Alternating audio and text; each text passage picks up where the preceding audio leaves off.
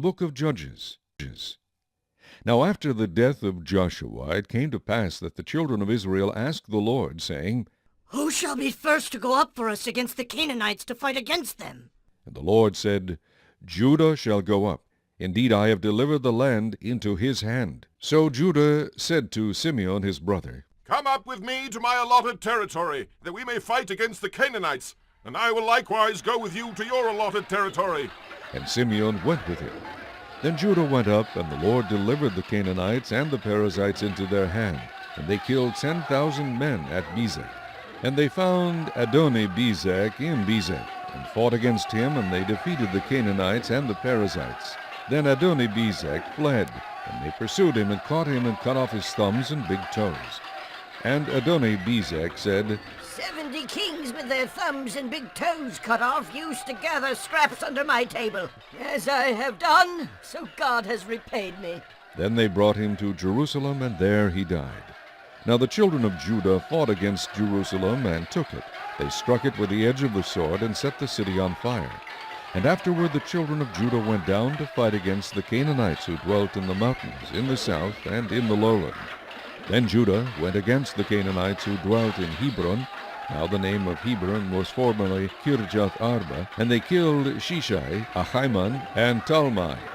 From there they went against the inhabitants of Debir. The name of Debir was formerly Kirjath-Sepher.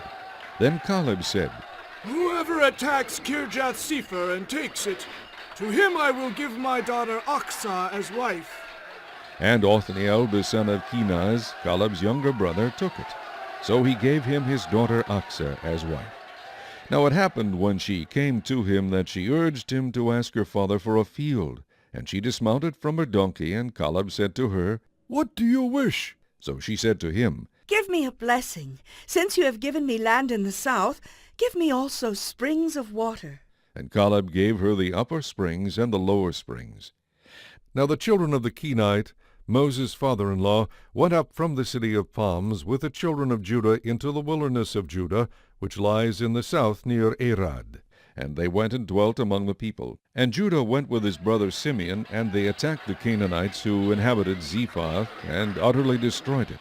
So the name of the city was called Hormah. Also Judah took Gaza with its territory, Ashkelon with its territory, and Ekron with its territory.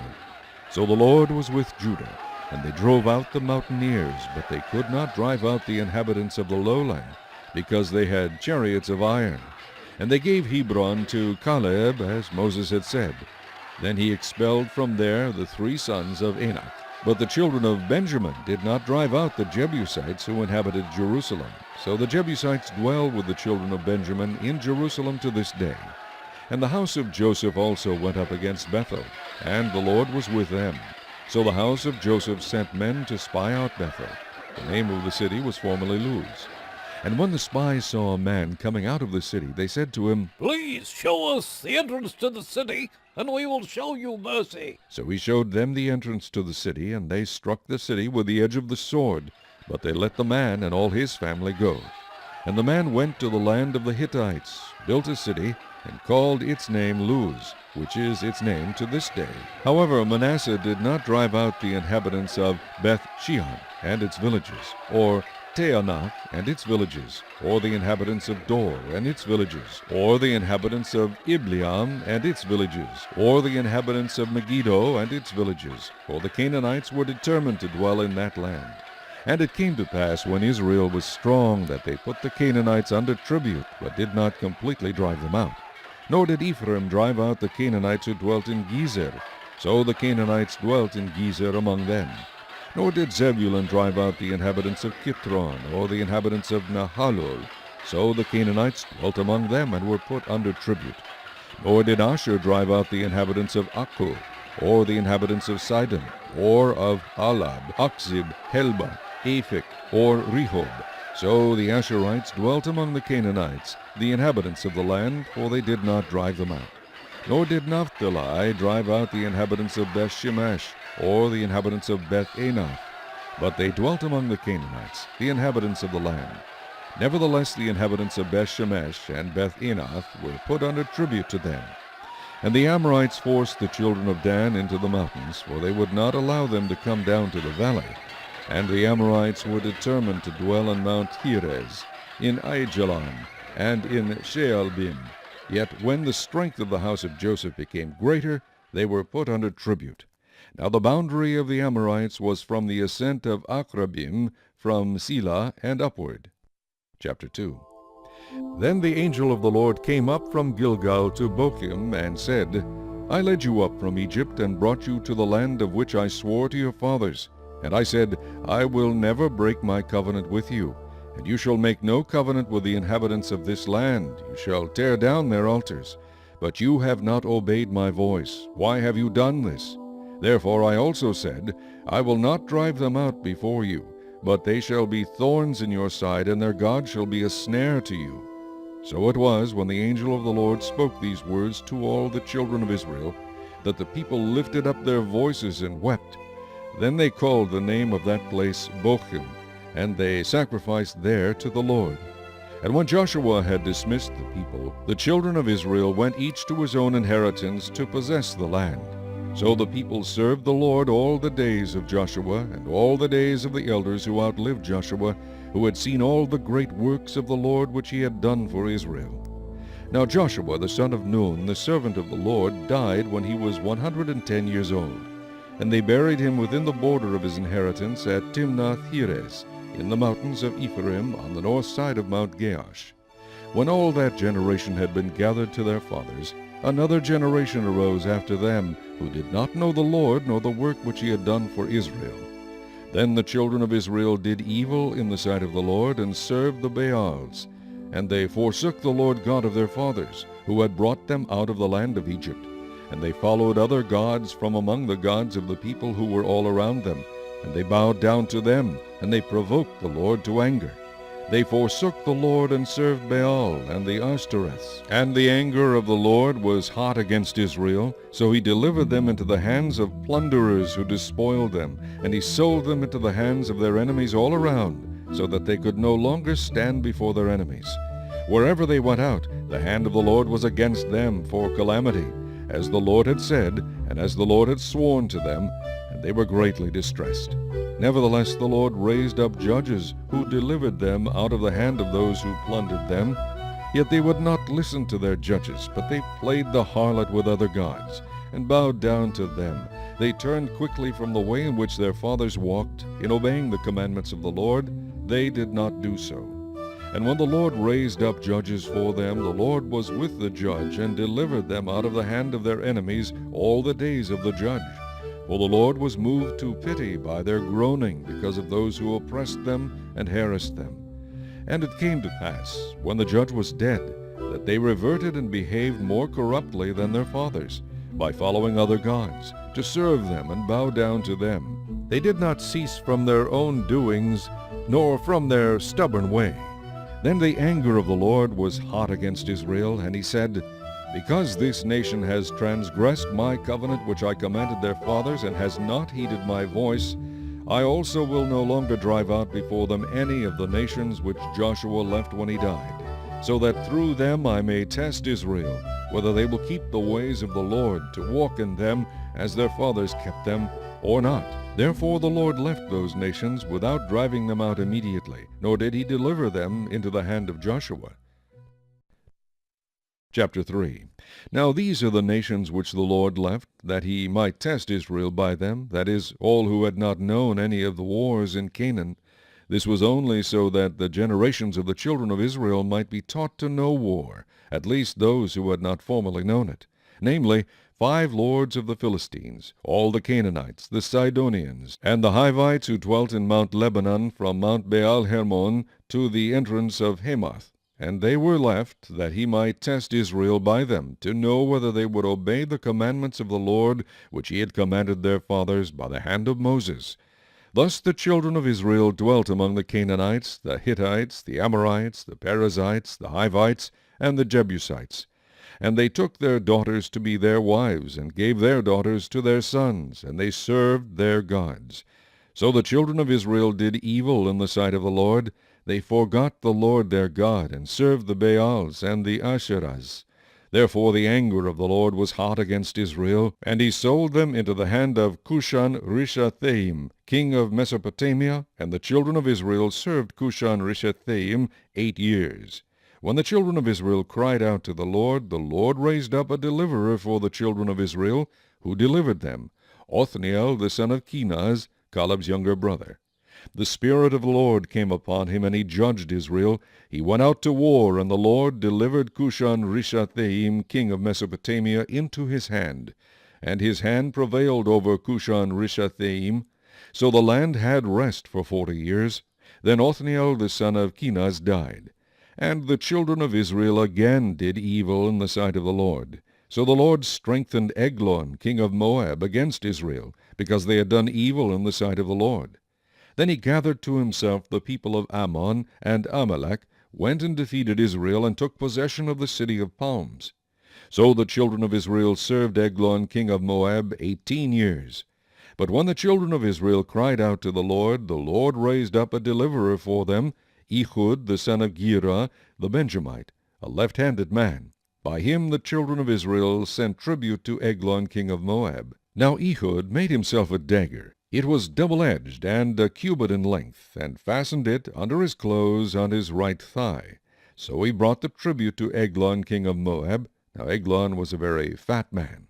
And when he had finished presenting the tribute, he sent away the people who had carried the tribute. But he himself turned back from the stone images that were at Gilgal, and said, I have a secret message for you, O king. He said. Keep silence. And all who attended him went out from him. So Ehud came to him. Now he was sitting upstairs in his cool private chamber. Then Ehud said, I have a message from God for you. So he arose from his seat. Then Ehud reached with his left hand, took the dagger from his right thigh, and thrust it into his belly. Even the hilt went in after the blade, and the fat closed over the blade, for he did not draw the dagger out of his belly, and his entrails came out. Then Ehud went out through the porch, and shut the doors of the upper room behind him, and locked them. When he had gone out, Eglon's servants came to look, and to their surprise the doors of the upper room were locked. So they said, He is probably attending to his needs in the cool chamber. So they waited till they were embarrassed, and still had not opened the doors of the upper room. Therefore they took the key and opened them, and there was their master, fallen dead on the floor. But Ehud had escaped while they delayed, and passed beyond the stone images, and escaped to Seirah. And it happened, when he arrived, that he blew the trumpet in the mountains of Ephraim, and the children of Israel went down with him from the mountains, and he led them. Then he said to them, Follow me, for the Lord has delivered your enemies, the Moabites, into your hand. So they went down after him, seized the fords of the Jordan leading to Moab, and did not allow anyone to cross over. And at that time they killed about 10,000 men of Moab, all stout men of valor. Not a man escaped. So Moab was subdued that day under the hand of Israel, and the land had rest for 80 years. After him was Shamgar the son of Anath, who killed 600 men of the Philistines with an ox goad, and he also delivered Israel. Chapter 4. When Ehud was dead, the children of Israel again did evil in the sight of the Lord. So the Lord sold them into the hand of Jabin king of Canaan, who reigned in Hazor. The commander of his army was Sisera, who dwelt in Harosheth Hagoyim. And the children of Israel cried out to the Lord. For Jabin had 900 chariots of iron, and for 20 years he had harshly oppressed the children of Israel. Now Deborah, a prophetess, the wife of Lapidoth, was judging Israel at that time. And she would sit under the palm tree of Deborah between Ramah and Bethel in the mountains of Ephraim. And the children of Israel came up to her for judgment. Then she sent and called for Barak the son of Abinoam from Kedesh in Naphtali, and said to him, Has not the Lord God of Israel commanded, Go and deploy troops at Mount Tabor? Take with you 10,000 men of the sons of Naphtali and of the sons of Zebulun. And against you I will deploy Sisera, the commander of Jabin's army, with his chariots and his multitude at the river Kishon, and I will deliver him into your hand. And Barak said to her, If you will go with me, then I will go. But if you will not go with me, I will not go. So she said, I will surely go with you. Nevertheless, there will be no glory for you in the journey you are taking, for the Lord will sell Sisera into the hand of a woman. Then Deborah arose and went with Barak to Kedesh. And Barak called Zebulun and Naphtali to Kedesh. He went up with 10,000 men under his command, and Deborah went up with him. Now Heber the Kenite of the children of Hobab, the father-in-law of Moses, had separated himself from the Kenites, and pitched his tent near the terebinth tree at Zaanaim, which is beside Kedesh. And they reported to Sisera that Barak, the son of Abinoam, had gone up to Mount Tabor. So Sisera gathered together all his chariots, 900 chariots of iron, and all the people who were with him, from Harosheth Hagoyim to the river Kishon. Then Deborah said to Barak, Up, for this is the day in which the Lord has delivered Sisera into your hand. Has not the Lord gone out before you? So Barak went down from Mount Tabor with 10,000 men following him. And the Lord routed Sisera and all his chariots and all his army with the edge of the sword before Barak, and Sisera alighted from his chariot and fled away on foot. But Barak pursued the chariots and the army as far as Harosheth Hagoyim, and all the army of Sisera fell by the edge of the sword. Not a man was left. However, Sisera had fled away on foot to the tent of Jael, the wife of Heber the Kenite, for there was peace between Jabin, king of Hazor, and the house of Heber the Kenite. And Jael went out to meet Sisera, and said to him, Turn aside, my lord. Turn aside to me. Do not fear. And when he had turned aside with her into the tent, she covered him with a blanket. Then he said to her, Please give me a little water to drink, for I am thirsty. So she opened a jug of milk, gave him a drink, and covered him. And he said to her, Stand at the door of the tent, and if any man comes and inquires of you and says, Is there any man here? You shall say no. Then Jael, Heber's wife, took a tent peg, and took a hammer in her hand, and went softly to him, and drove the peg into his temple. And it went down into the ground, for he was fast asleep and weary. So he died. And then, as Barak pursued Sisera, Jael came out to meet him, and said to him, Come, I will show you the man whom you seek. And when he went into her tent, there lay Sisera dead with the peg in his temple. So on that day God subdued Jabin king of Canaan in the presence of the children of Israel. And the hand of the children of Israel grew stronger and stronger against Jabin king of Canaan, until they had destroyed Jabin king of Canaan. Chapter 5.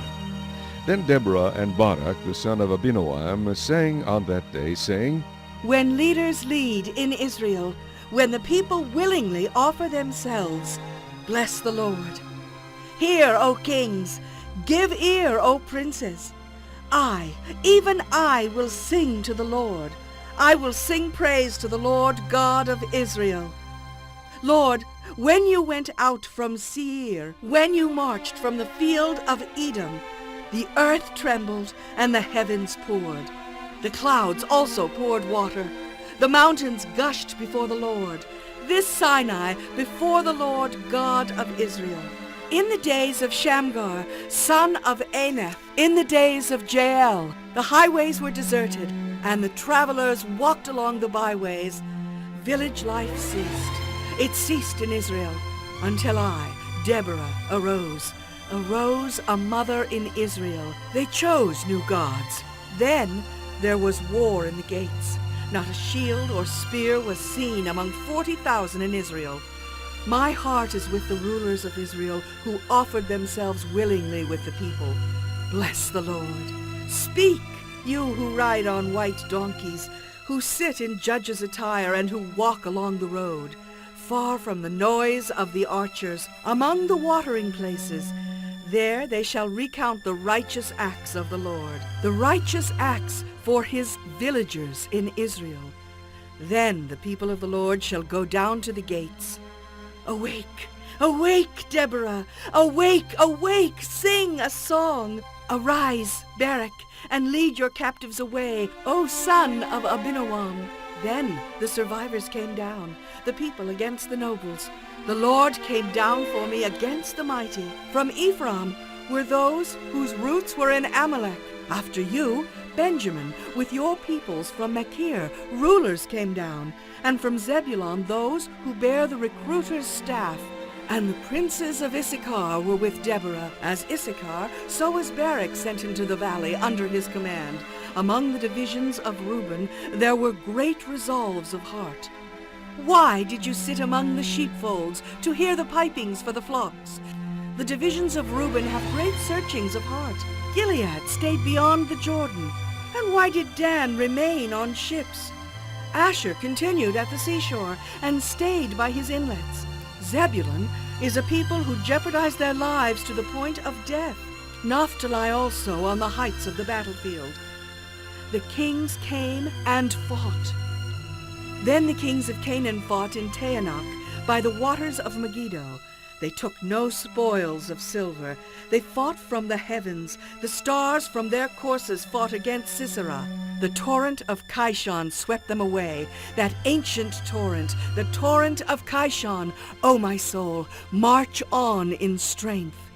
Then the horses' hooves pounded, the galloping of his steeds. Curse Meroz, said the angel of the Lord. Curse its inhabitants bitterly, because they did not come to the help of the Lord, to the help of the Lord against the mighty. Most blessed among women is Jael, the wife of Heber the Kenite. Blessed is she among women in tents. He asked for water, she gave milk. She brought out cream in a lordly bowl. She stretched her hand to the tent peg, her right hand to the workman's hammer. She pounded Sisera. She pierced his head. She split and struck through his temple. At her feet he sank. He fell. He lay still. At her feet he sank. He fell. Where he sank, there he fell dead. The mother of Sisera looked through the window and cried out through the lattice. Why is his chariot so long in coming? Why tarries the clatter of his chariots? Her wisest ladies answered her. Yes, she answered herself.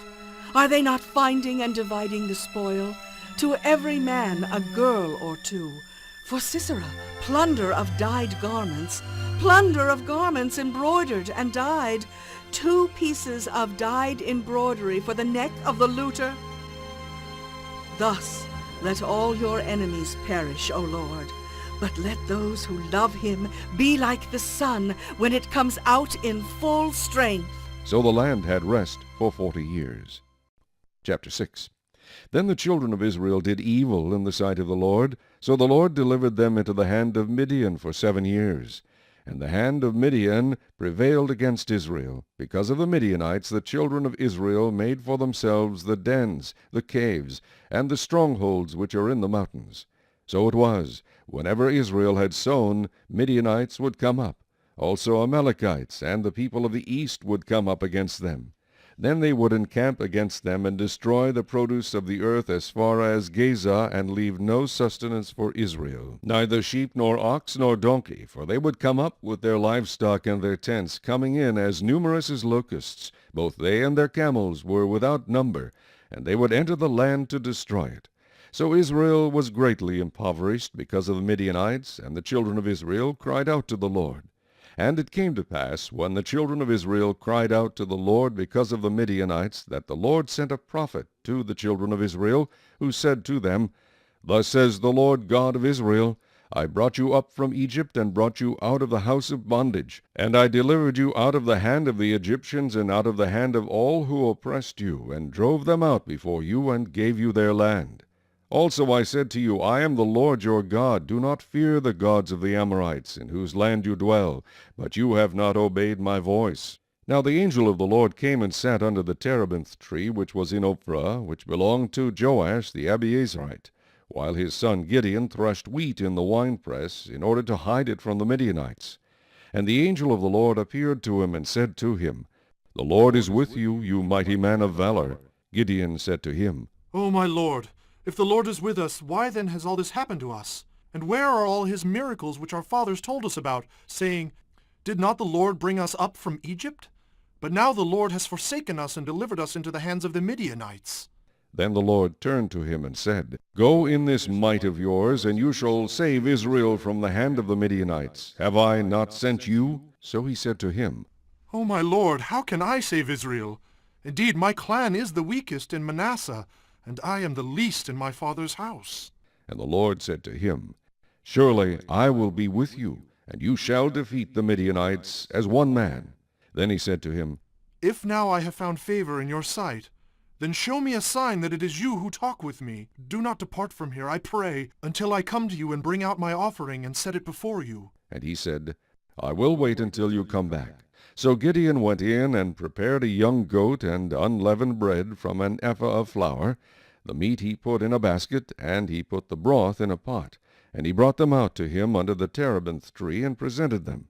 The angel of God said to him, "Take the meat and the unleavened bread and lay them on this rock, and pour out the broth." And he did so. Then the angel of the Lord put out the end of the staff that was in his hand, and touched the meat and the unleavened bread. And fire rose out of the rock, and consumed the meat and the unleavened bread. And the angel of the Lord departed out of his sight. Now Gideon perceived that he was the angel of the Lord. So Gideon said, "Alas, O Lord God, for I have seen the angel of the Lord face to face." Then the Lord said to him, "Peace be with you, do not fear, you shall not die." So Gideon built an altar there to the Lord, and called it, "The Lord is Peace." To this day it is still in Ophrah of the Abiezrites. Now it came to pass the same night that the Lord said to him, "Take your father's young bull, the second bull of 7 years old, and tear down the altar of Baal that your father has, and cut down the wooden image that is beside it, and build an altar to the Lord your God on top of this rock in the proper arrangement, and take the second bull, and offer a burnt sacrifice with the wood of the image which you shall cut down." So Gideon took 10 men from among his servants, and did as the Lord had said to him. But because he feared his father's household and the men of the city too much to do it by day, he did it by night. And when the men of the city arose early in the morning, there was the altar of Baal torn down, and the wooden image that was beside it was cut down, and the second bull was being offered on the altar which had been built. So they said to one another, Who has done this thing? And when they had inquired and asked, they said, Gideon the son of Joash has done this thing. Then the men of the city said to Joash, "Bring out your son that he may die, because he has torn down the altar of Baal, and because he has cut down the wooden image that was beside it." But Joash said to all who stood against him, Would you plead for Baal? Would you save him? Let the one who would plead for him be put to death by morning. If he is a god, let him plead for himself, because his altar has been torn down. Therefore on that day he called him Jerubbaal, saying, Let Baal plead against him, because he has torn down his altar. Then all the Midianites and the Amalekites, the people of the east, gathered together, and they crossed over and encamped in the valley of Jezreel.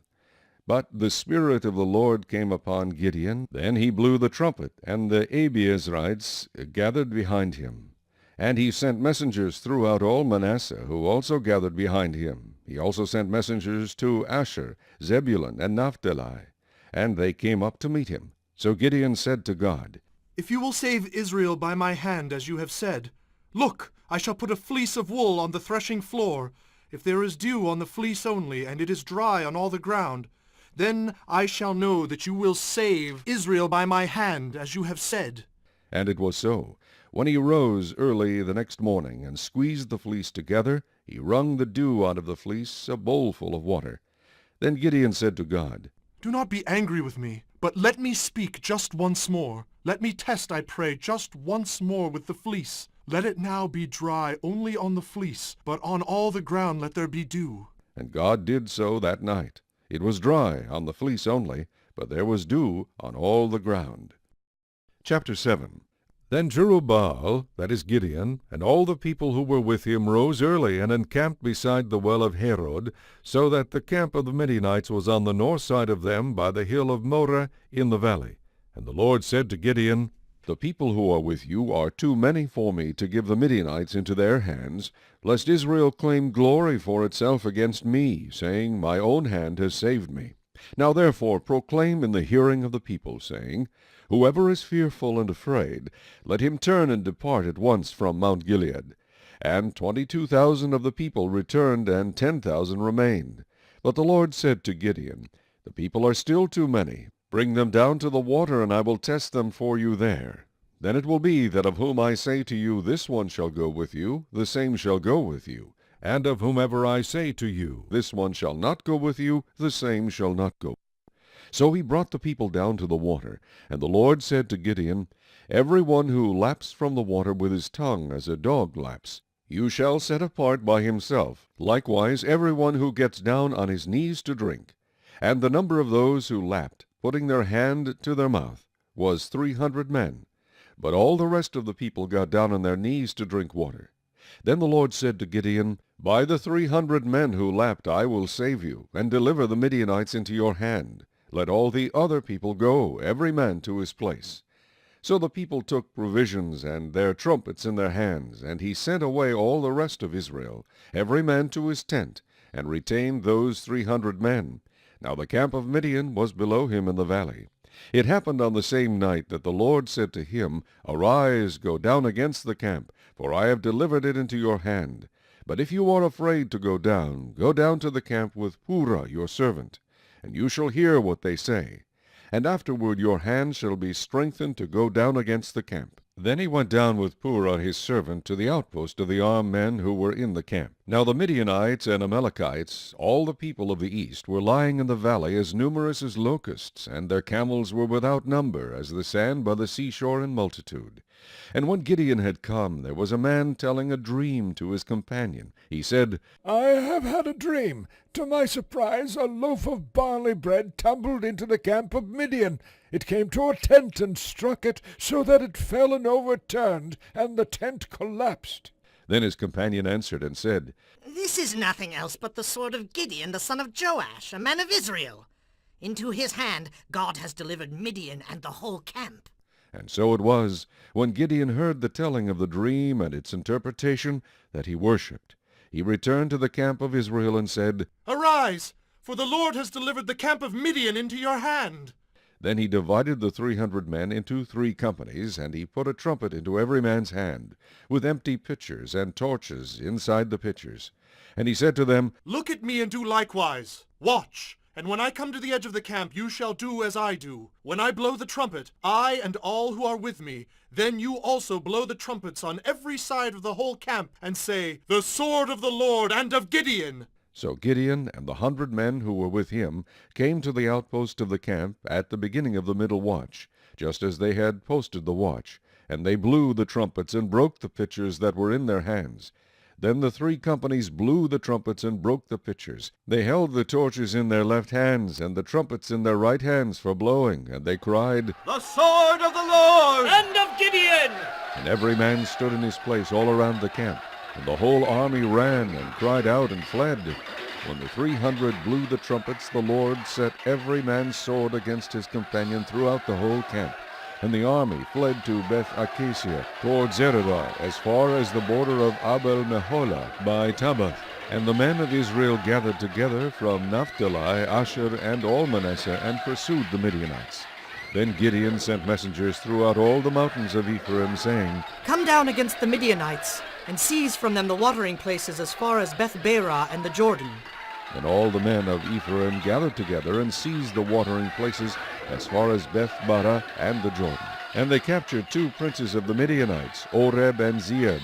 They killed Oreb at the rock of Oreb, and Zeeb they killed at the winepress of Zeeb. They pursued Midian and brought the heads of Oreb and Zeeb to Gideon on the other side of the Jordan.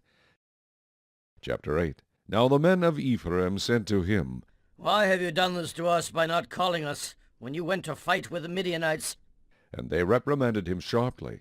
So he said to them, What have I done now in comparison with you? Is not the gleaning of the grapes of Ephraim better than the vintage of Abiezer? God has delivered into your hands the princes of Midian, Oreb and Zeeb. And what was I able to do in comparison with you? Then their anger toward him subsided when he said that. When Gideon came to the Jordan, he and the 300 men who were with him crossed over, exhausted, but still in pursuit. Then he said to the men of Succoth, Please give loaves of bread to the people who follow me, for they are exhausted, and I am pursuing Zebah and Zalmunna, kings of Midian. And the leaders of Succoth said, Are the hands of Zebah and Zalmunna now in your hand, that we should give bread to your army? So Gideon said, For this cause, when the Lord has delivered Zebah and Zalmunna into my hand, then I will tear your flesh with the thorns of the wilderness and with briars. Then he went up from there to Penuel, and spoke to them in the same way. And the men of Penuel answered him as the men of Succoth had answered.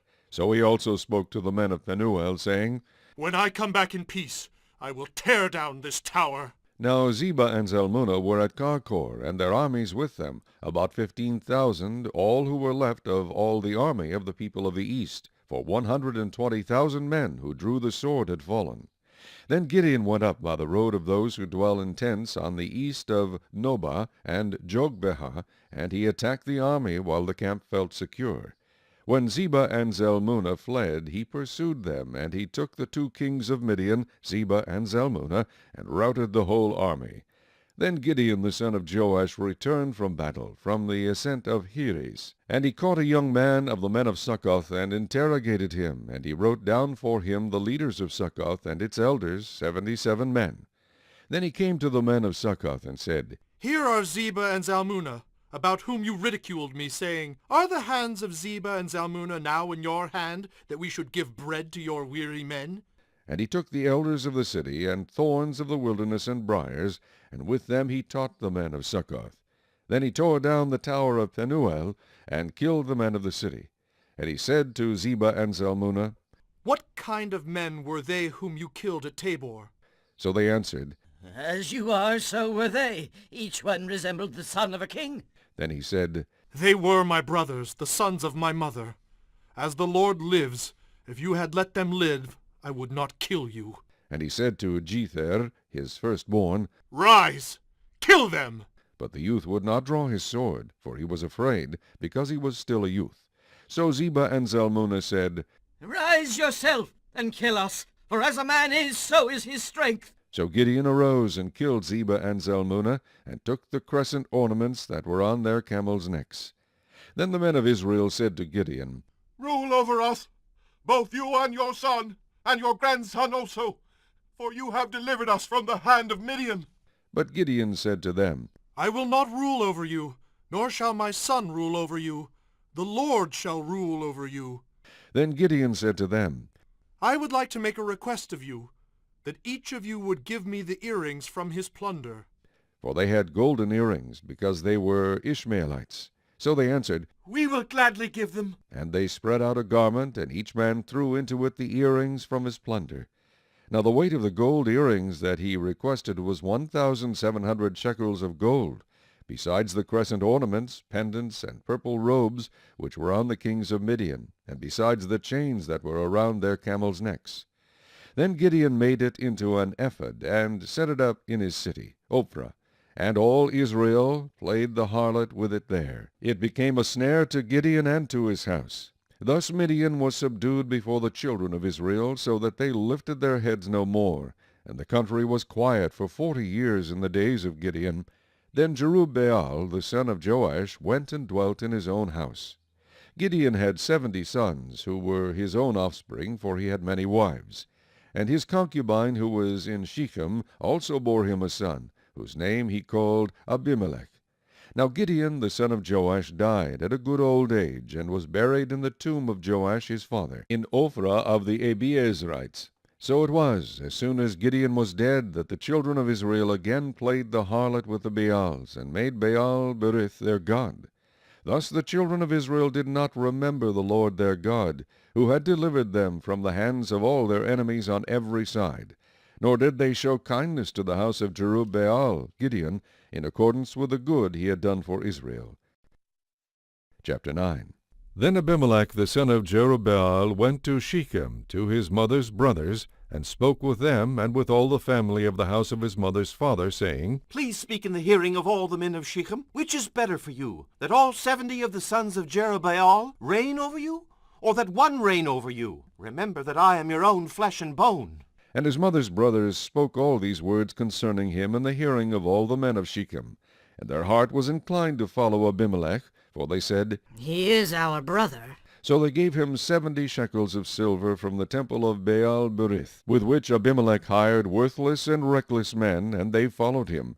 Then he went to his father's house at Ophrah, and killed his brothers, the 70 sons of Jerubbaal, on one stone. But Jotham, the youngest son of Jerubbaal, was left, because he hid himself. And all the men of Shechem gathered together, all of Beth Millo, and they went and made Abimelech king beside the terebinth tree at the pillar that was in Shechem. Now when they told Jotham, he went and stood on top of Mount Gerizim, and lifted his voice and cried out, and he said to them, Listen to me, you men of Shechem, that God may listen to you. The trees once went forth to anoint a king over them, and they said to the olive tree, Reign over us. But the olive tree said to them, Should I cease giving my oil with which they honor God and men, and go to sway over trees? Then the trees said to the fig tree, You come and reign over us. But the fig tree said to them, Should I cease my sweetness and my good fruit, and go to sway over trees? Then the trees said to the vine, You come and reign over us. But the vine said to them, Should I cease my new wine, which cheers both God and men, and go to sway over trees? Then all the trees said to the bramble, You come and reign over us. And the bramble said to the trees, If in truth you anoint me as king over you, then come and take shelter in my shade. But if not, let fire come out of the bramble and devour the cedars of Lebanon. Now, therefore, if you have acted in truth and sincerity in making Abimelech king, and if you have dealt well with Jerubbaal and his house, and have done to him as he deserves, for my father fought for you, risked his life, and delivered you out of the hand of Midian. But you have risen up against my father's house this day, and killed his 70 sons on one stone, and made Abimelech the son of his female servant, king over the men of Shechem, because he is your brother. If then you have acted in truth and sincerity with Jerubbaal and with his house this day, then rejoice in Abimelech, and let him also rejoice in you. But if not, let fire come from Abimelech, and devour the men of Shechem and Beth Millo, and let fire come from the men of Shechem and from Beth Millo, and devour Abimelech. And Jotham ran away and fled, and he went to Beer, and dwelt there for fear of Abimelech his brother. After Abimelech had reigned over Israel 3 years, God sent a spirit of ill will between Abimelech and the men of Shechem, and the men of Shechem dealt treacherously with Abimelech, that the crime done to the 70 sons of Jerubbaal might be settled, and their blood be laid on Abimelech their brother, who killed them, and on the men of Shechem, who aided him in the killing of his brothers. And the men of Shechem set men in ambush against him on the tops of the mountains, and they robbed all who passed by them along that way. And it was told Abimelech. Now Gaal the son of Ebed came with his brothers, and went over to Shechem, and the men of Shechem put their confidence in him. So they went out into the fields, and gathered grapes from their vineyards, and trod them, and made merry. And they went into the house of their God, and ate and drank, and cursed Abimelech. Then Gaal the son of Ebed said, Who is Abimelech, and who is Shechem, that we should serve him? Is he not the son of Jerubbaal? And is not Zebul his officer? Serve the men of Hamor, the father of Shechem. But why should we serve him? If only this people were under my authority, then I would remove Abimelech. So he said to Abimelech, Increase your army and come out. When Zebul, the ruler of the city, heard the words of Gaal the son of Ebed, his anger was aroused. And he sent messengers to Abimelech secretly, saying, Take note, Gaal the son of Ebed and his brothers have come to Shechem, and here they are fortifying the city against you. Now therefore, get up by night, you and the people who are with you, and lie in wait in the field. And it shall be, as soon as the sun is up in the morning, that you shall rise early and rush upon the city. And when he and the people who are with him come out against you, you may then do to them as you find opportunity. So Abimelech and all the people who were with him rose by night, and lay in wait against Shechem in 4 companies. When Gaal the son of Ebed went out and stood in the entrance to the city gate, Abimelech and the people who were with him rose from lying in wait. And when Gaal saw the people, he said to Zebul, Look, people are coming down from the tops of the mountains. But Zebul said to him, You see the shadows of the mountains as if they were men. So Gaal spoke again and said, People are coming down from the center of the land, and another company is coming from the diviner's terebinth tree. Then Zebul said to him, Where indeed is your mouth now with which you said, Who is Abimelech that we should serve him? Are not these the people whom you despised? Go out if you will, and fight with them now. So Gaal went out, leading the men of Shechem, and fought with Abimelech. And Abimelech chased him, and he fled from him, and many fell wounded to the very entrance of the gate. Then Abimelech dwelt at Arumah and Zebul, and drove out Gaal and his brothers, so that they would not dwell in Shechem. And it came about on the next day that the people went out into the field, and they told Abimelech. So he took his people, divided them into 3 companies, and lay in wait in the field. And he looked, and there were the people coming out of the city. And he rose against them, and attacked them. Then Abimelech and the company that was with him rushed forward and stood at the entrance of the gate of the city. And the other 2 companies rushed upon all who were in the fields, and killed them. So Abimelech fought against the city all that day. He took the city, and killed the people who were in it. And he demolished the city, and sowed it with salt. Now when all the men of the tower of Shechem had heard that, they entered the stronghold of the temple of the god Berith. And it was told Abimelech that all the men of the tower of Shechem were gathered together. Then Abimelech went up to Mount Zalmon, he and all the people who were with him. And Abimelech took an axe in his hand, and cut down a bough from the trees, and took it, and laid it on his shoulder. Then he said to the people who were with him, What you have seen me do, make haste, and do as I have done. So each of the people likewise cut down his own bough, and followed Abimelech, put them against the stronghold, and set the stronghold on fire above them, so that all the people of the tower of Shechem died, about 1,000 men and women. Then Abimelech went to Thebez, and he encamped against Thebez, and took it.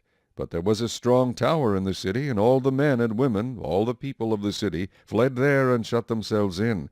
Then they went up to the top of the tower. So Abimelech came as far as the tower, and fought against it, and he drew near the door of the tower to burn it with fire. But a certain woman dropped an upper millstone on Abimelech's head, and crushed his skull. Then he called quickly to the young man, his armor-bearer, and said to him, Draw your sword and kill me, lest men say of me, A woman killed him. So his young man thrust him through, and he died. And when the men of Israel saw that Abimelech was dead, they departed, every man to his place. Thus God repaid the wickedness of Abimelech, which he had done to his father by killing his 70 brothers. And all the evil of the men of Shechem God returned on their own heads, and on them came the curse of Jotham the son of Jerubbaal. Chapter 10.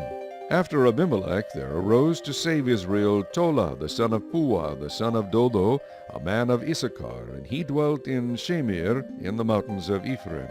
He judged Israel 23 years, and he died and was buried in Shamir. After him arose Jair, a Gileadite, and he judged Israel 22 years. Now he had 30 sons who rode on 30 donkeys. They also had 30 towns, which are called Havoth Jair to this day, which are in the land of Gilead. And Jair died and was buried in Chemon.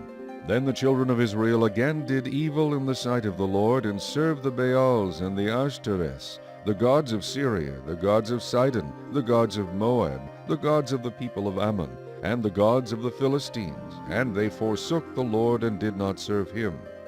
So the anger of the Lord was hot against Israel, and he sold them into the hands of the Philistines, and into the hands of the people of Ammon.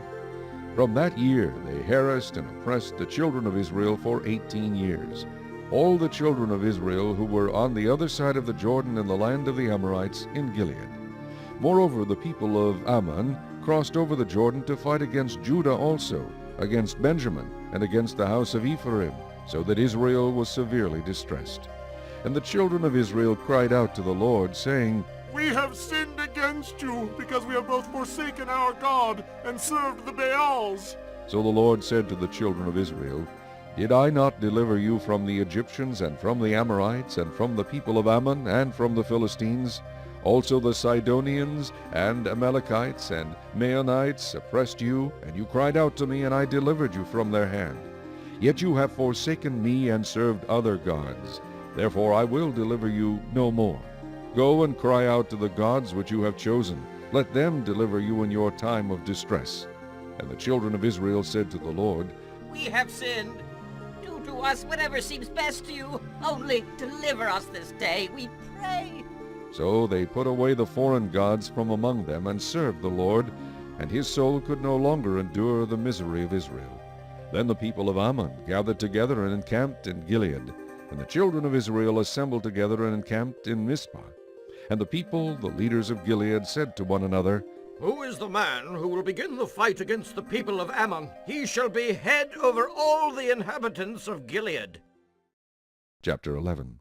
Now Jephthah the Gileadite was a mighty man of valor, but he was the son of a harlot. And Gilead begot Jephthah.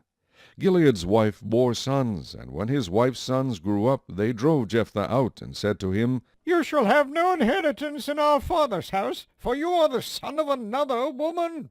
Then Jephthah fled from his brothers and dwelt in the land of Tob, and worthless men banded together with Jephthah, and went out raiding with him. It came to pass after a time that the people of Ammon made war against Israel, and so it was, when the people of Ammon made war against Israel, that the elders of Gilead went to get Jephthah from the land of Tob. Then they said to Jephthah, Come and be our commander, that we may fight against the people of Ammon. So Jephthah said to the elders of Gilead, Did you not hate me and expel me from my father's house? Why have you come to me now when you are in distress? And the elders of Gilead said to Jephthah, That is why we have turned again to you now, that you may go with us and fight against the people of Ammon, and be our head over all the inhabitants of Gilead. So Jephthah said to the elders of Gilead, If you take me back home to fight against the people of Ammon, and the Lord delivers them to me, shall I be your head? And the elders of Gilead said to Jephthah, The Lord will be a witness between us if we do not do according to your words. Then Jephthah went with the elders of Gilead, and the people made him head and commander over them. And Jephthah spoke all his words before the Lord in Mizpah. Now Jephthah sent messengers to the king of the people of Ammon, saying, What do you have against me, that you have come to fight against me in my land? And the king of the people of Ammon answered the messengers of Jephthah, Because Israel took away my land when they came up out of Egypt, from the Arnon as far as the Jabbok and to the Jordan. Now, therefore, restore those lands peaceably.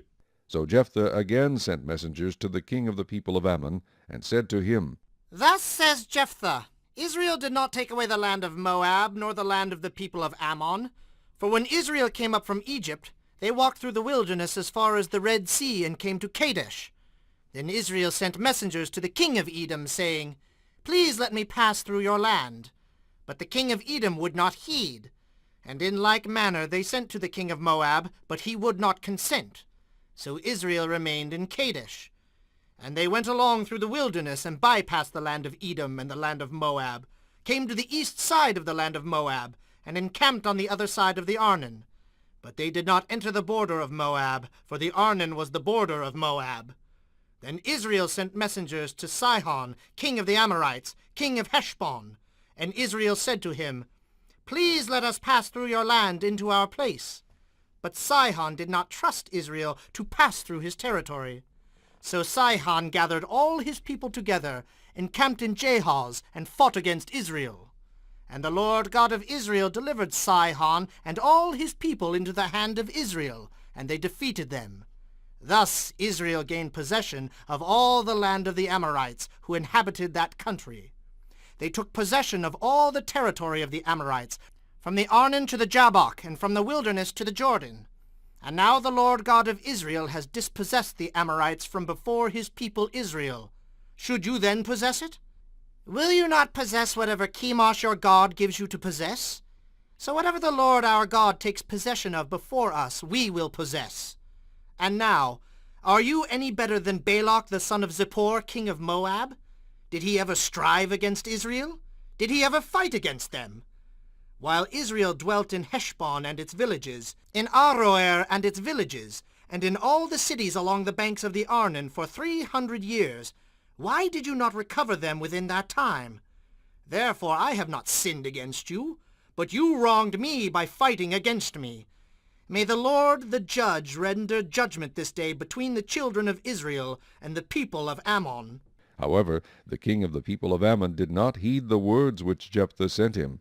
Then the Spirit of the Lord came upon Jephthah, and he passed through Gilead and Manasseh, and passed through Mizpah of Gilead, and from Mizpah of Gilead he advanced toward the people of Ammon. And Jephthah made a vow to the Lord, and said, If you will indeed deliver the people of Ammon into my hands, then it will be that whatever comes out of the doors of my house to meet me, when I return in peace from the people of Ammon, shall surely be the Lord's, and I will offer it up as a burnt offering. So Jephthah advanced toward the people of Ammon to fight against them, and the Lord delivered them into his hands. And he defeated them from Aroer as far as Minnith, 20 cities, and to Abel-keramim with a very great slaughter.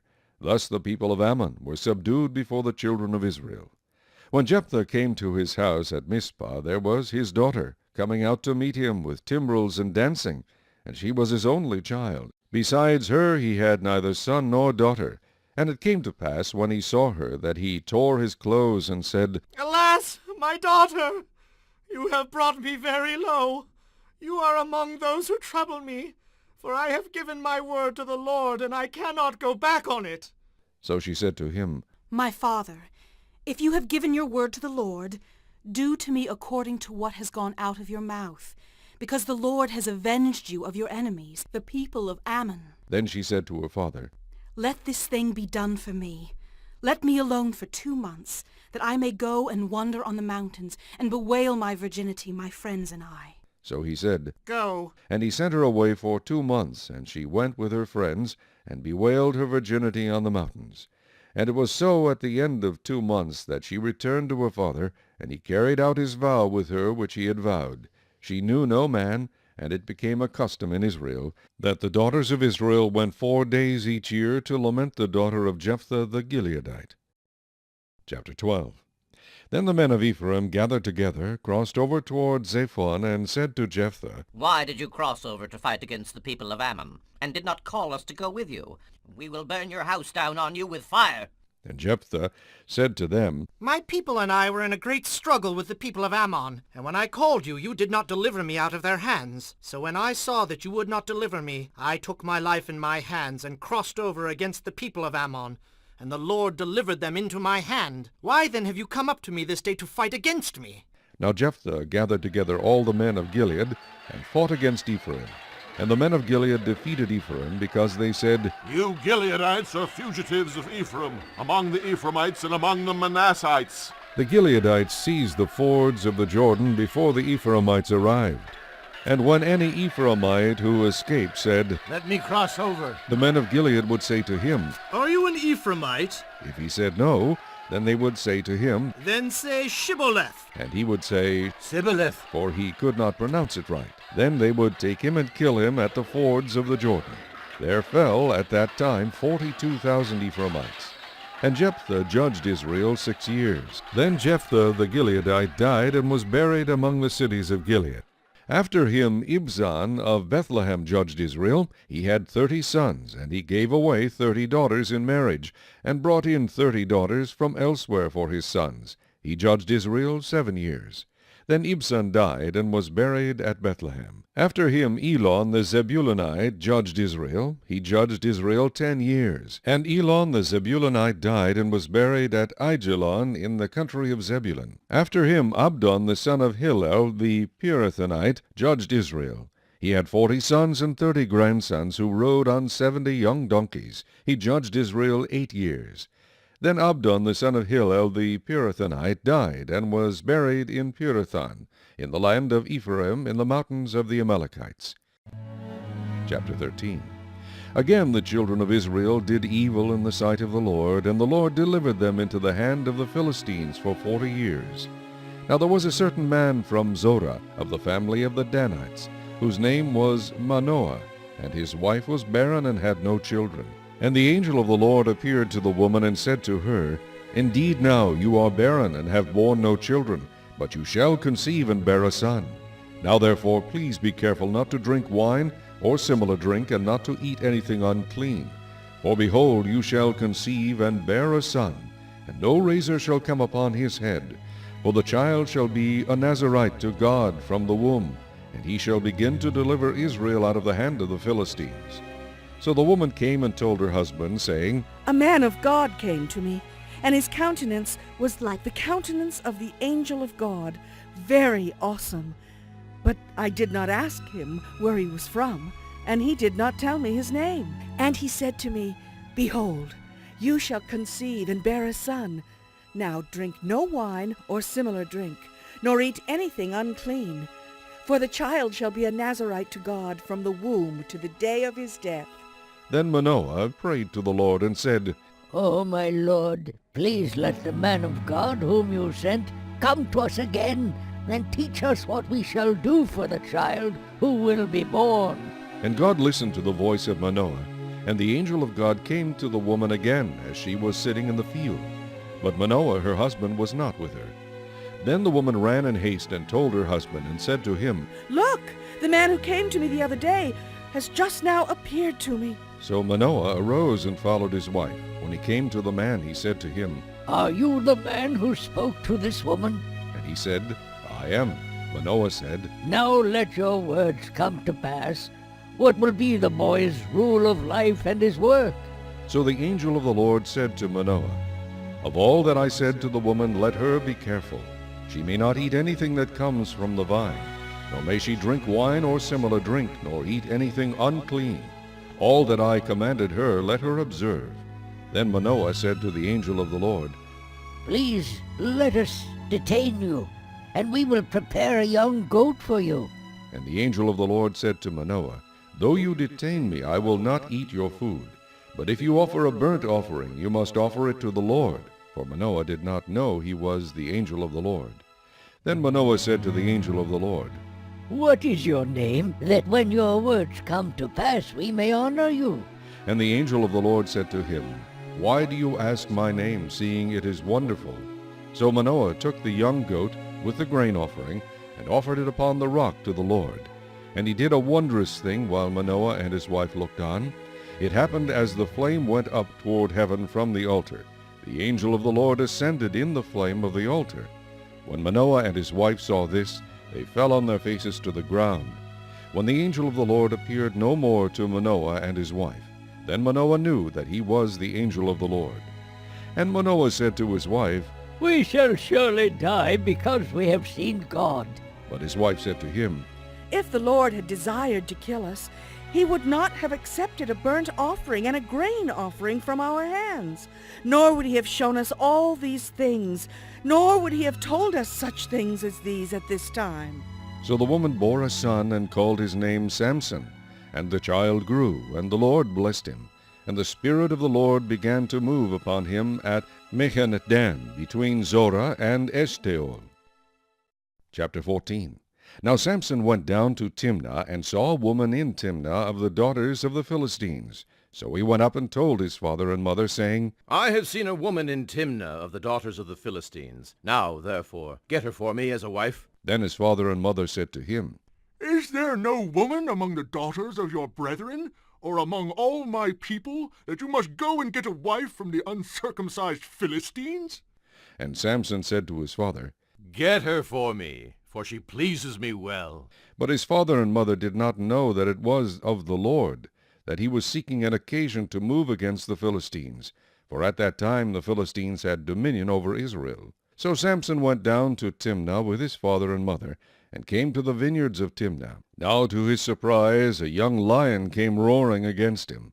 And the Spirit of the Lord came mightily upon him, and he tore the lion apart as one would have torn apart a young goat, though he had nothing in his hand.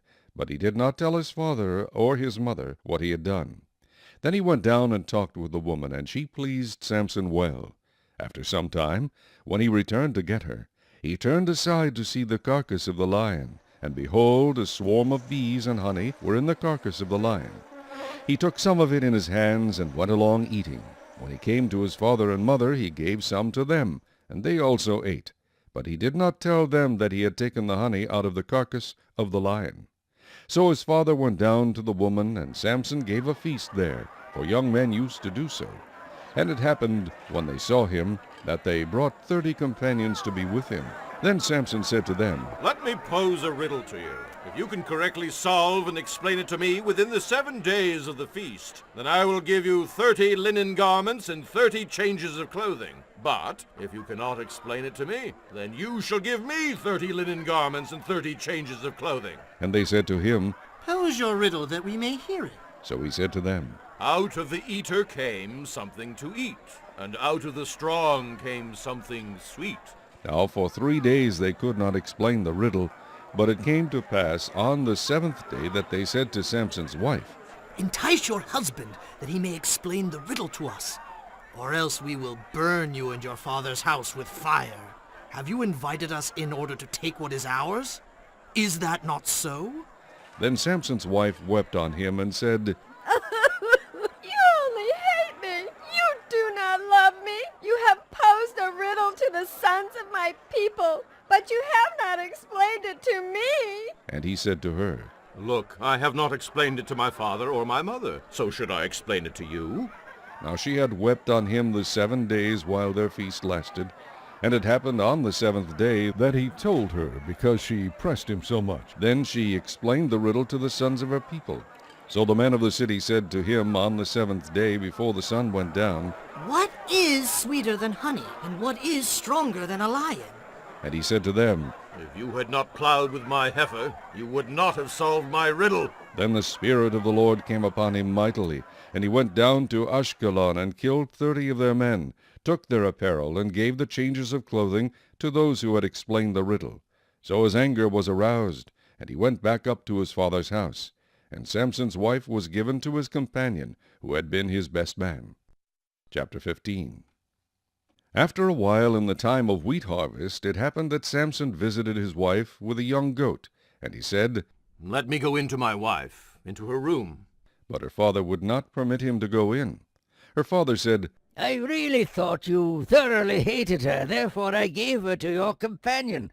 Is not her younger sister better than she? Please take her instead. And Samson said to them, This time I shall be blameless regarding the Philistines if I harm them.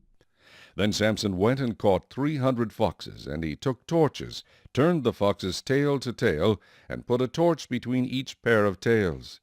When he had set the torches on fire, he let the foxes go into the standing grain of the Philistines, and burned up both the shocks and the standing grain, as well as the vineyards and olive groves.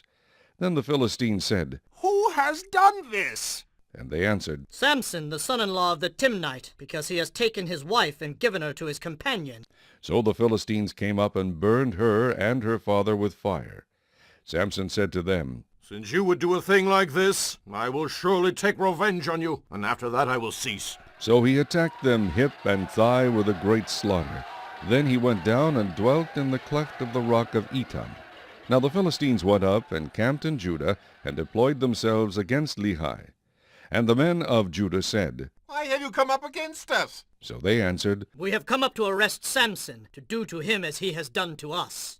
Then 3,000 men of Judah went down to the cleft of the rock of Etam, and said to Samson, Do you not know that the Philistines rule over us? What is this you have done to us? And he said to them, As they did to me, so I have done to them. But they said to him, We have come down to arrest you, that we may deliver you into the hand of the Philistines. Then Samson said to them, Swear to me that you will not kill me yourselves. So they spoke to him, saying, No, but we will tie you securely and deliver you into their hand, but we will surely not kill you. And they bound him with 2 new ropes, and brought him up from the rock. When he came to Lehi, the Philistines came shouting against him. Then the Spirit of the Lord came mightily upon him, and the ropes that were on his arms became like flax that is burned with fire, and his bonds broke loose from his hands. He found a fresh jawbone of a donkey, reached out his hand, and took it, and killed 1,000 men with it. Then Samson said, With the jawbone of a donkey, heaps upon heaps. With the jawbone of a donkey, I have slain 1,000 men. And so it was, when he had finished speaking, that he threw the jawbone from his hand, and called that place Ramah Lehi. Then he became very thirsty, so he cried out to the Lord, and said, You have given this great deliverance by the hand of your servant, and now shall I die of thirst and fall into the hand of the uncircumcised? So God split the hollow place that is in Lehi, and water came out, and he drank. And his spirit returned, and he revived. Therefore he called its name En-Hakkore, which is in Lehi to this day. And he judged Israel 20 years in the days of the Philistines. Chapter 16. Now Samson went to Gaza, and saw a harlot there, and went into her. When the Gazites were told, Samson has come here! they surrounded the place, and lay in wait for him all night at the gate of the city. They were quiet all night, saying, In the morning when it is daylight, we will kill him. And Samson lay low till midnight. Then he arose at midnight, took hold of the doors of the gate of the city, and the 2 gateposts, pulled them up, bar and all, put them on his shoulders, and carried them to the top of the hill that faces Hebron. Afterward it happened that he loved a woman in the valley of Sorek, whose name was Delilah. And the lords of the Philistines came up to her, and said to her, entice him, and find out where his great strength lies, and by what means we may overpower him, and that we may bind him to afflict him. And every one of us will give you 1,100 pieces of silver." So Delilah said to Samson, "Please, tell me where your great strength lies, and with what you may be bound to afflict you." And Samson said to her, "If they bind me with 7 fresh bowstrings not yet dried, then I shall become weak and be like any other man." So the lords of the Philistines brought up to her 7 fresh bowstrings, not yet dried, and she bound him with them. Now men were lying in wait, staying with her in the room, and she said to him, "The Philistines are upon you, Samson." But he broke the bowstrings as a strand of yarn breaks when it touches fire. So the secret of his strength was not known.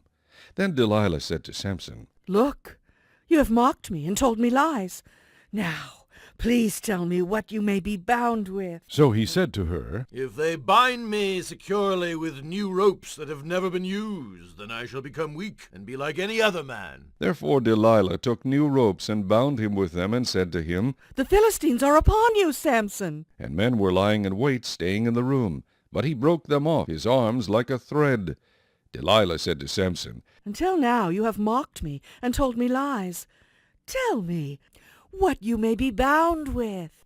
And he said to her, "If you weave the 7 locks of my head into the web of the loom." So she wove it tightly with the batten of the loom, and said to him, "The Philistines are upon you, Samson." But he awoke from his sleep and pulled out the batten and the web from the loom. Then she said to him, "How can you say I love you when your heart is not with me?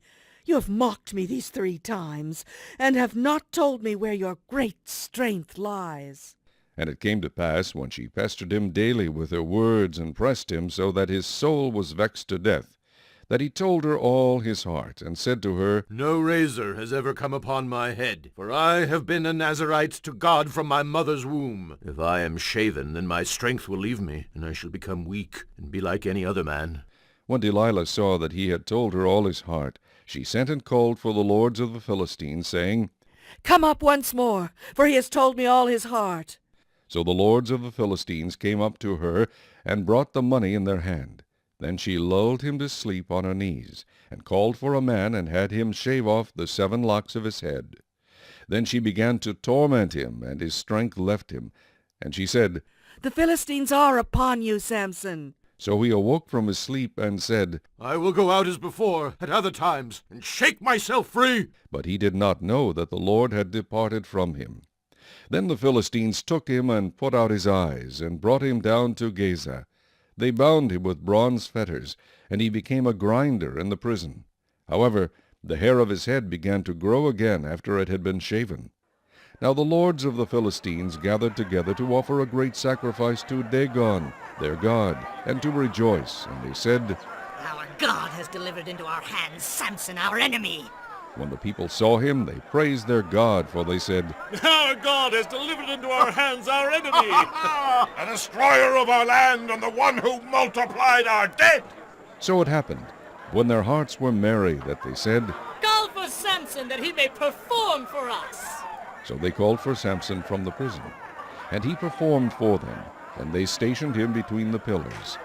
Then Samson said to the lad who held him by the hand, "Let me feel the pillars which support the temple, so that I can lean on them." Now the temple was full of men and women. All the lords of the Philistines were there, about 3,000 men and women on the roof, watching while Samson performed. Then Samson called to the Lord, saying, "O Lord God, remember me, I pray. Strengthen me, I pray, just this once, O God, that I may with one blow take vengeance on the Philistines for my 2 eyes." And Samson took hold of the 2 middle pillars which supported the temple, and he braced himself against them, one on his right and the other on his left. Then Samson said, "Let me die with the Philistines." And he pushed with all his might, and the temple fell on the lords and all the people who were in it. So the dead that he killed at his death were more than he had killed in his life. And his brothers and all his father's household came down and took him, and brought him up and buried him between Zorah and Eshtaol in the tomb of his father Manoah. He had judged Israel 20 years. Chapter 17. Now there was a man from the mountains of Ephraim whose name was Micah, and he said to his mother, The 1,100 shekels of silver that were taken from you, and on which you put a curse, even saying it in my ears, Here is the silver with me, I took it. And his mother said, May you be blessed by the Lord, my son. So when he had returned the 1,100 shekels of silver to his mother said, I had wholly dedicated the silver from my hand to the Lord for my son, to make a carved image and a molded image. Now, therefore, I will return it to you. Thus he returned the silver to his mother. Then his mother took 200 shekels of silver, and gave them to the silversmith, and he made it into a carved image and a molded image, and they were in the house of Micah. The man Micah had a shrine, and made an ephod and household idols, and he consecrated one of his sons, who became his priest. In those days there was no king in Israel. Every one did what was right in his own eyes. Now there was a young man from Bethlehem in Judah, of the family of Judah. He was a Levite, and was staying there. The man departed from the city of Bethlehem in Judah to stay wherever he could find a place. Then he came to the mountains of Ephraim, to the house of Micah, as he journeyed. And Micah said to him, Where do you come from? So he said to him, I am a Levite from Bethlehem in Judah, and I am on my way to find a place to stay. Micah said to him, Dwell with me, and be a father and a priest to me, and I will give you 10 shekels of silver per year, a suit of clothes, and your sustenance. So the Levite went in. Then the Levite was content to dwell with the man, and the young man became like one of his sons to him. So Micah consecrated the Levite, and the young man became his priest, and lived in the house of Micah. Then Micah said, Now I know that the Lord will be good to me, since I have a Levite as priest. Chapter 18. In those days there was no king in Israel, and in those days the tribe of the Danites was seeking an inheritance for itself to dwell in. For until that day their inheritance among the tribes of Israel had not fallen to them. So the children of Dan sent 5 men of their family from their territory, men of valor from Zorah and Eshtaol, to spy out the land and search it. They said to them, Go, search the land. So they went to the mountains of Ephraim, to the house of Micah, and lodged there. While they were at the house of Micah, they recognized the voice of the young Levite. They turned aside and said to him, Who brought you here? What are you doing in this place? What do you have here? He said to them, Thus and so Micah did for me. He has hired me, and I have become his priest. So they said to him, Please inquire of God, that we may know whether the journey on which we go will be prosperous. And the priest said to them, Go in peace. The presence of the Lord be with you on your way. So the 5 men departed and went to Laish. They saw the people who were there, how they dwelt safely in the manner of the Sidonians, quiet and secure. There were no rulers in the land who might put them to shame for anything. They were far from the Sidonians, and they had no ties with anyone. Then the spies came back to their brethren at Zorah and Eshtaol, and their brethren said to them, What is your report? So they said, Arise, let us go up against them, for we have seen the land, and indeed it is very good. Would you do nothing? Do not hesitate to go and enter to possess the land. When you go, you will come to a secure people and a large land, for God has given it into your hands, a place where there is no lack of anything that is on the earth. And 600 men of the family of the Danites went from there, from Zorah and Eshtaol, armed with weapons of war. Then they went up and encamped in Kirjath-jearim in Judah. Therefore they call that place Mehaneh Dan to this day. There it is, west of Kirjath-jearim. And they passed from there to the mountains of Ephraim, and came to the house of Micah. Then the 5 men who had gone to spy out the country of Laish answered and said to their brethren, Do you know that there are in these houses an ephod, household idols, a carved image, and a molded image? Now, therefore, consider what you should do. So they turned aside there, and came to the house of the young Levite man, to the house of Micah, and greeted him. The 600 men armed with their weapons of war, who were of the children of Dan, stood by the entrance of the gate. Then the 5 men who had gone to spy out the land went up. Entering there, they took the carved image, the ephod, the household idols, and the molded image. The priest stood at the entrance of the gate with the 600 men who were armed with weapons of war. When these went into Micah's house and took the carved image, the ephod, the household idols, and the molded image, the priest said to them, What are you doing? And they said to him, Be quiet. Put your hand over your mouth and come with us. Be a father and a priest to us. Is it better for you to be a priest to the household of one man, or that you be a priest to a tribe and a family in Israel?" So the priest's heart was glad, and he took the ephod, the household idols, and the carved image, and took his place among the people. Then they turned and departed, and put the little ones, the livestock, and the goods in front of them. When they were a good way from the house of Micah, the men who were in the houses near Micah's house gathered together and overtook the children of Dan. And they called out to the children of Dan. So they turned around and said to Micah, "What ails you that you have gathered such a company?" So he said, "You have taken away my gods which I made, and the priest, and you have gone away. Now what more do I have? How can you say to me, what ails you?" And the children of Dan said to him, "Do not let your voice be heard among us, lest angry men fall upon you, and you lose your life with the lives of your household." Then the children of Dan went their way. And when Micah saw that they were too strong for him, he turned and went back to his house. So they took the things Micah had made, and the priest who had belonged to him, and went to Laish, to a people quiet and secure. And they struck them with the edge of the sword, and burned the city with fire. There was no deliverer, because it was far from Sidon, and they had no ties with anyone. It was in the valley that belongs to Beth-rehob. So they rebuilt the city and dwelt there. And they called the name of the city Dan, after the name of Dan their father, who was born to Israel. However, the name of the city formerly was Laish.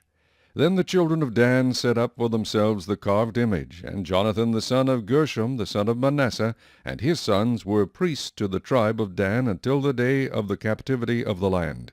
So they set up for themselves Micah's carved image, which he made all the time that the house of God was in Shiloh. Chapter 19. And it came to pass in those days, when there was no king in Israel, that there was a certain Levite staying in the remote mountains of Ephraim. He took for himself a concubine from Bethlehem in Judah. But his concubine played the harlot against him, and went away from him to her father's house at Bethlehem in Judah, and was there 4 whole months.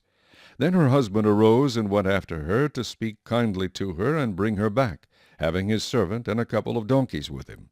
So she brought him into her father's house, and when the father of the young woman saw him, he was glad to meet him.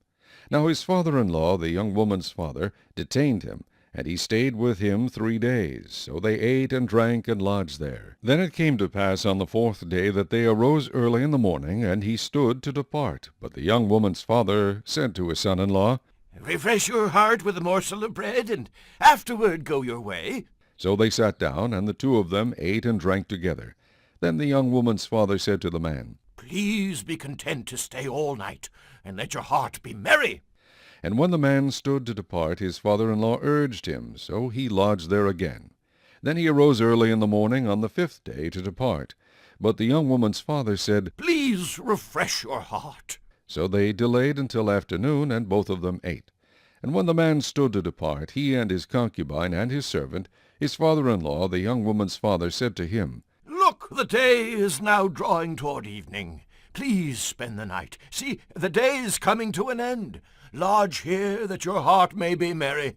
Tomorrow go your way early, so that you may get home." However, the man was not willing to spend that night. So he rose and departed, and came to opposite Jebus, that is, Jerusalem. With him were the 2 saddled donkeys. His concubine was also with him. They were near Jebus, and the day was far spent, and the servant said to his master, "Come, please, and let us turn aside into this city of the Jebusites and lodge in it." But his master said to him, "We will not turn aside here into a city of foreigners, who are not of the children of Israel. We will go on to Gibeah." So he said to his servant, "Come, let us draw near to one of these places, and spend the night in Gibeah, or in Ramah." And they passed by and went their way, and the sun went down on them near Gibeah, which belongs to Benjamin. They turned aside there to go in to lodge in Gibeah, and when he went in, he sat down in the open square of the city, for no one would take them into his house to spend the night. Just then an old man came in from his work in the field at evening, who also was from the mountains of Ephraim. He was staying in Gibeah, whereas the men of the place were Benjamites. And when he raised his eyes, he saw the traveler in the open square of the city. And the old man said, "Where are you going, and where do you come from?" So he said to him, We are passing from Bethlehem in Judah toward the remote mountains of Ephraim. I am from there. I went to Bethlehem in Judah. Now I am going to the house of the Lord. But there is no one who will take me into his house. Although we have both straw and fodder for our donkeys, and bread and wine for myself, for your female servant, and for the young man who is with your servant, there is no lack of anything. And the old man said, Peace be with you. However, let all your needs be my responsibility. Only do not spend the night in the open square. So he brought him into his house, and gave fodder to the donkeys, and they washed their feet and ate and drank. As they were enjoying themselves, suddenly certain men of the city, perverted men, surrounded the house, and beat on the door. They spoke to the master of the house, the old man, saying, Bring out the man who came to your house, that we may know him carnally.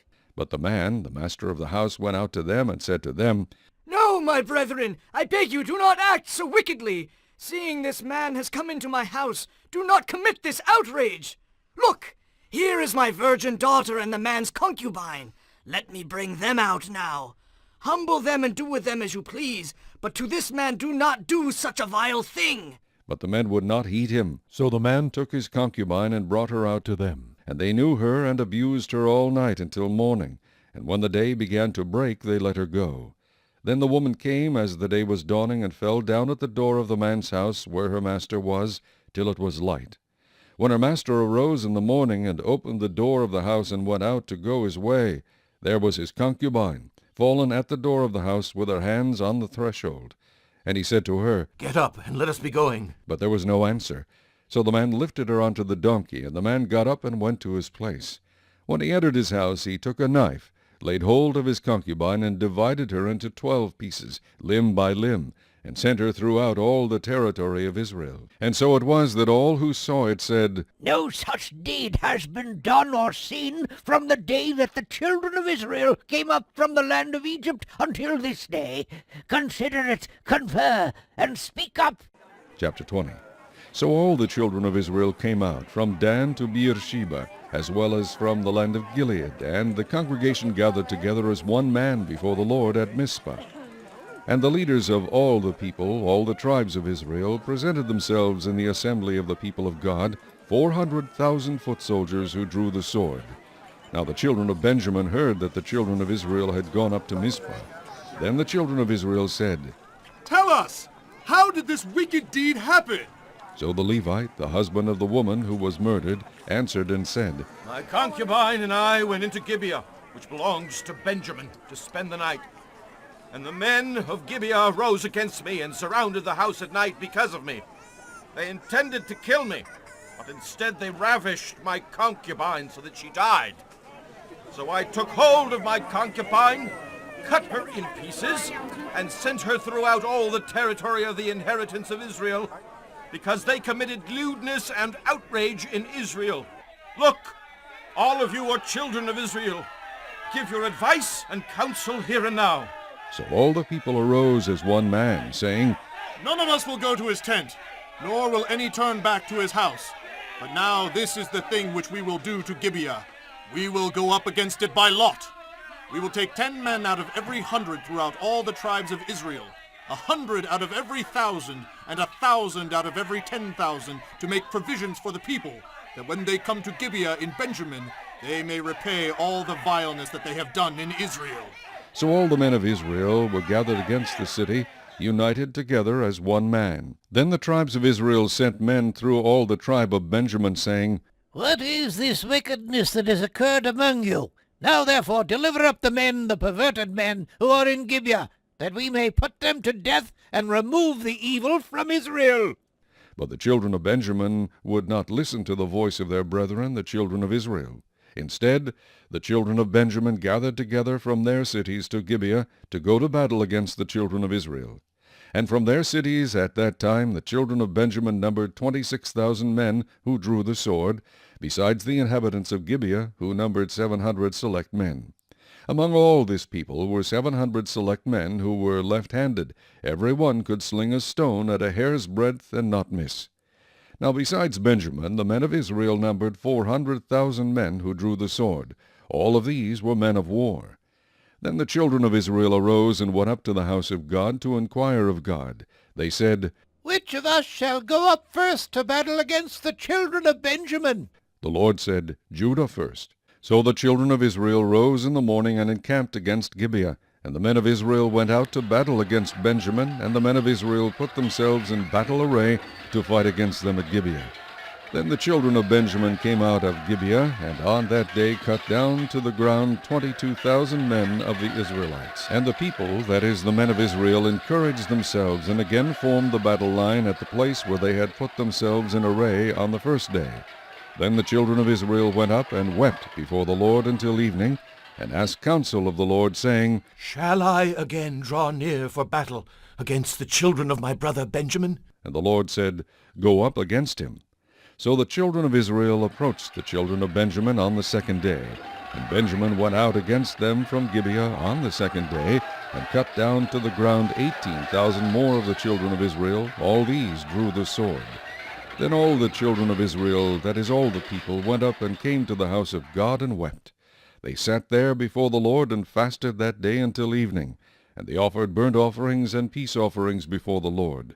So the children of Israel inquired of the Lord. The ark of the covenant of God was there in those days. And Phinehas the son of Eleazar the son of Aaron stood before it in those days, saying, Shall I yet again go out to battle against the children of my brother Benjamin, or shall I cease? And the Lord said, Go up, for tomorrow I will deliver them into your hand. Then Israel set men in ambush all around Gibeah. And the children of Israel went up against the children of Benjamin on the third day, and put themselves in battle array against Gibeah as at the other times. So the children of Benjamin went out against the people, and were drawn away from the city.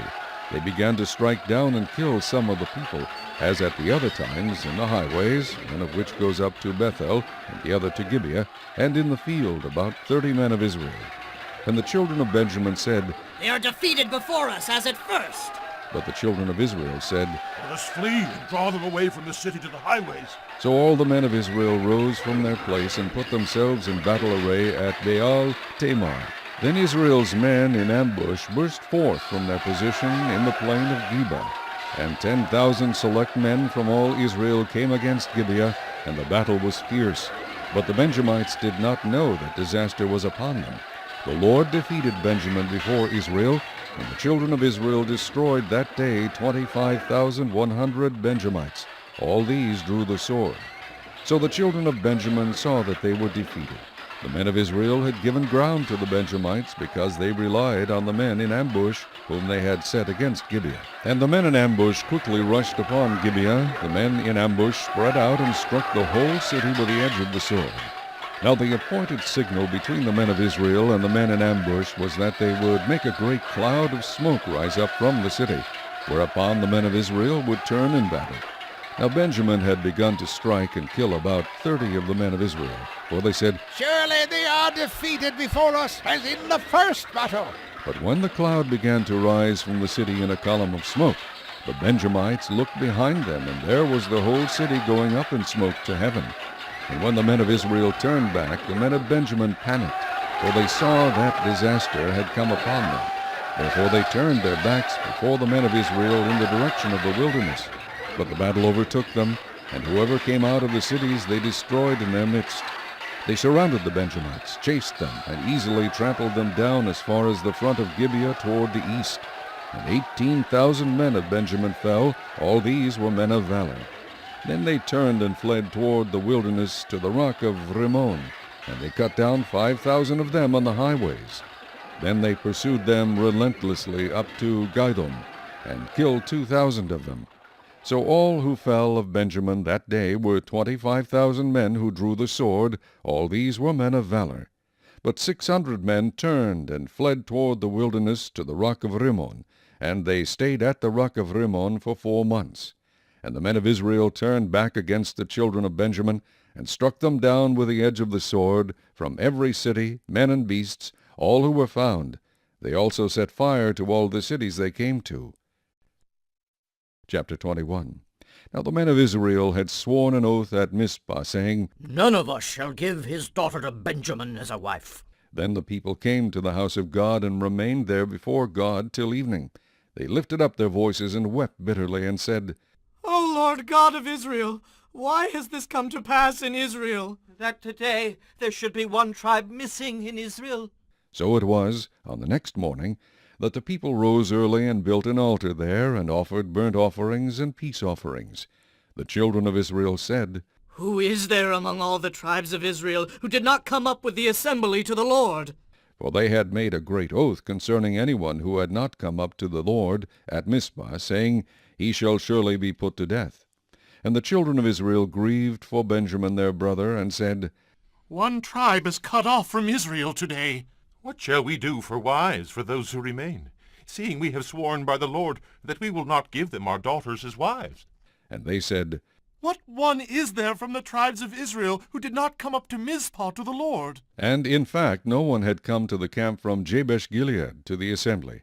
For when the people were counted, indeed no one of the inhabitants of Jabesh-Gilead was there. So the congregation sent out there 12,000 of their most valiant men, and commanded them, saying, Go and strike the inhabitants of Jabesh-Gilead with the edge of the sword, including the women and children. And this is the thing that you shall do. You shall utterly destroy every male and every woman who has known a man intimately. So they found among the inhabitants of Jabesh-Gilead 400 young virgins who had not known a man intimately. And they brought them to the camp at Shiloh, which is in the land of Canaan. Then the whole congregation sent word to the children of Benjamin, who were at the rock of Rimmon, and announced peace to them. So Benjamin came back at that time, and they gave them the women, whom they had saved alive of the women of Jabesh-Gilead, and yet they had not found enough for them. And the people grieved for Benjamin, because the Lord had made a void in the tribes of Israel.